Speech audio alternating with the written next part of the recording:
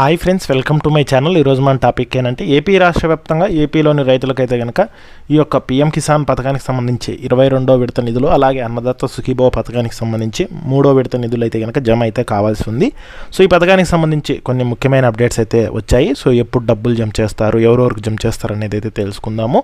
So దానికి సంబంధించిన పూర్తి వివరాలు అనేది తెలుసుకుందాం. వీడియోని అయితే స్కిప్ చేయకుండా లాస్ట్ వరకు చూడండి. వీడియోలోని ఇన్ఫర్మేషన్ నచ్చితే ఛానల్ని సబ్స్క్రైబ్ చేసుకోండి. వీడియో యూస్ఫుల్ అనిపిస్తే మీ ఫ్రెండ్స్ అండ్ ఫ్యామిలీ మెంబర్స్కి మన వీడియోస్ని షేర్ చేసి నాకు సపోర్ట్ చేయండి. వీడియో చూస్తున్నారు కానీ లైక్ చేయట్లేదు. మీరు ఎన్ని లైక్స్ చేస్తే నాకు అంత సపోర్టివ్గా ఉంటుంది. వీడియో కూడా ఎక్కువ మందికి చేరుతుంది. దానివల్ల వీడియోలోని ఇన్ఫర్మేషన్ ఎక్కువ మందికి తెలిసే అవకాశం అయితే ఉంటుందన్నమాట. ఇక లేట్ చేయకుండా టాపిక్లోకి వెళ్ళిపోదాము. ఏపీలోని ప్రజలకైతే కనుక కూటమి ప్రభుత్వం అయితే కనుక ఈ యొక్క పీఎం కిసాన్ పథకానికి సంబంధించిన నిధులు, అన్నదాత సుఖీభవ పథకానికి సంబంధించిన నిధులు అయితే కనుక జమ చేయవలసి ఉందన్నమాట. సో ఇది ఏంటంటే మనకు ఫిబ్రవరి ఎండింగ్ లోపు జమ చేస్తామని అయితే చెప్పారు, కానీ సో కొన్ని కారణాల వల్ల అయితే కనుక డబ్బులు అయితే విడుదలైతే చేయలేదు.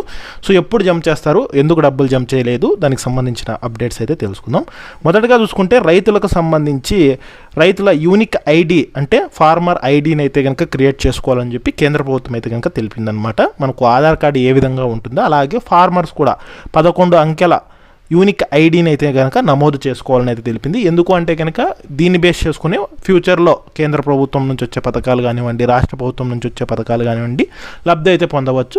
ఫర్ ఎగ్జాంపుల్ ఈ యొక్క పీఎం కిసాన్ పథకము, అలాగే అన్నదాత సుఖీభవ పథకము, అలాగే మనకి ఏంటంటే కనుక రసాయనాలు కానివ్వండి, ఎరువులు కానివ్వండి, లేదంటే కనుక ఏదైనా సబ్సిడీలో అందించే విత్తనాలు కానివ్వండి, ఇట్లాంటివన్నీ రావాలి అంటే కనుక కంపల్సరీగా ఫార్మర్ ఐడి అంటే ఆ యొక్క రైతులకు యూనిక్ ఐడి అనేది అయితే కనుక క్రియేట్ చేసుకోవాలని అయితే చెప్పడం అయితే జరిగిందనమాట.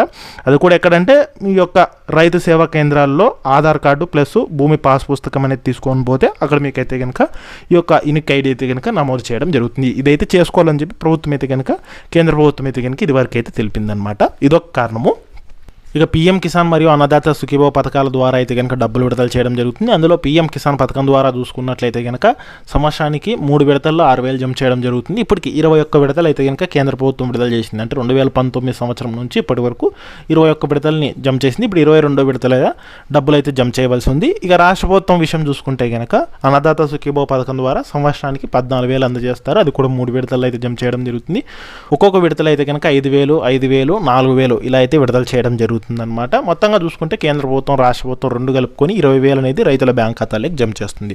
అది కూడా మే నెలలో మొత్తంగా రాష్ట్ర ప్రభుత్వం, కేంద్ర ప్రభుత్వం 7,000, అలాగే అక్టోబర్ నెలలో 7,000 రూపాయలు. ఇక మనకు జనవరి కానీ ఫిబ్రవరిలో కానీ విడుదల చేయవలసి ఉండేది. ఇప్పుడు చాలా లేట్ అయిపోయిందనమాట. రిమైనింగ్ 6,000 బ్యాలెన్స్ అనేది అయితే కనుక రావాల్సి ఉంది. ఆ డబ్బుల్ని ఇప్పుడు ప్రభుత్వం అయితే కనుక విడుదల అయితే చేయవలసి ఉందన్నమాట. సో ఎప్పుడు విడుదల చేస్తారు, ఇప్పుడు ఎందుకు డబ్బులు విడుదల చేయలేదు అనేది ఒకసారి రీజన్ చూసుకున్నట్లయితే కనుక రైతులకు కంపల్సరీగా ఈ యొక్క ఫార్మర్ ఐడి అంటే యూనిక్ ఐడి అనేది అయితే కనుక క్రియేట్ చేసుకోవాలని అయితే తెలపడం జరిగింది. ఇక రెండోది చూసుకుంటే కనుక వరుస బ్యాంక్ హాలిడేలు ఉండటం వల్ల అనమాట డబ్బులు అనేది బ్యాంక్ ఖాతాలోకి డైరెక్ట్గా డీబీటీ పద్ధతిలో అయితే కనుక జమ చేయడం జరుగుతుంది. సో ఆ డబ్బులు జమ కావాలంటే బ్యాంక్ వర్కింగ్ డేస్ మనకు డబ్బులు పడాలి కాబట్టి యాక్చువల్గా మనకు చూసుకుంటే ఫిబ్రవరి నెల ఎండింగ్ నుంచి ఇప్పుడు వరకు అయితే కనుక వరుసగా బ్యాంక్ హాలిడేస్ అయితే ఉన్నాయన్నమాట. అంటే వివిధ రాష్ట్రాల్లో కూడా మనకి ఇది పీఎం కిసాన్ పథకం అనేది అయితే కనుక మొత్తం దేశవ్యాప్తంగా విడుదల చేస్తున్నారు కాబట్టి ఒక్కొక్క స్టేట్లోనూ ఒక్కొక్క రోజు ఏదో ఒక సంథింగ్ హాలిడేస్ ఉండటం వల్ల లేట్ అవుతుందని అయితే చెప్తున్నారనమాట. అదొకటి. ముఖ్యంగా ఏంటంటే కనుక మనకు ఈ యొక్క డబ్బులు అనేది ఎప్పుడు జమ చేసే అవకాశం ఉంది, ఎందుకు లేట్ అవుతుందంటే కనుక రైతులకు సంబంధించి ఈకేవైసీ చేసుకుని వాళ్ళు ఎవరన్నా కానీ వెంటనే చేసుకోవాలని చెప్పి మనకు కేంద్ర ప్రభుత్వం అయితే కనుక సూచించిందనమాట. ఈకేవైసీ చేసుకోకపోతే కనుక మీకు డబ్బులు జమ కావని కూడా ఇదివరకు అయితే చెప్పడం జరిగింది. సో ఈ కారణం చేతి కూడా అయితే ఇంకా మనకు డబ్బులు అయితే విడుదల చేయలేదు. అందువల్ల ఇంకా ఎవరైనా ఈకేవైసీ చేసుకోకపోతే ఈకేవైసీ అయితే చేసుకోండి.